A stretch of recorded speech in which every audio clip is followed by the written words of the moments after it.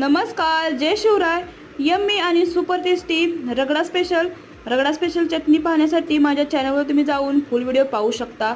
सर्वप्रथम रगडा स्पेशल मसाला पाहणार आहोत. त्यासाठी बडीशेपू, मिरे, ओवा, दालचिनी, लवंग, काळं मीठ आणि लाल तिखट ह्याची आपण पावडर करणार आहोत. ही पावडर तुम्ही स्टोरी करून ठेवू शकता.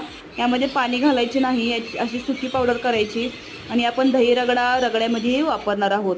त्यानंतर चिंचेची चटणीसाठी चिंच, गूळ, मिरची, दालचिनी, लवंग आणि मिरे हे सर्व घालून आपण शिजवून घ्यायचं 5 ते 10 मिनिटात. आणि याची आपण पेस्ट करायची विदाऊट पाणी, जेवढं आहे तेवढ्याच पाणी घालून आपण ही पेस्ट करून घ्यायची. अशा प्रकारे चिंचेची चटणी पण आपली तयार आहे.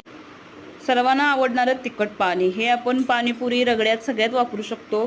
त्यासाठी साहित्य: पुदिना, जिरे, तिखट मिरची आणि मीठ हे सर्व मिक्स करून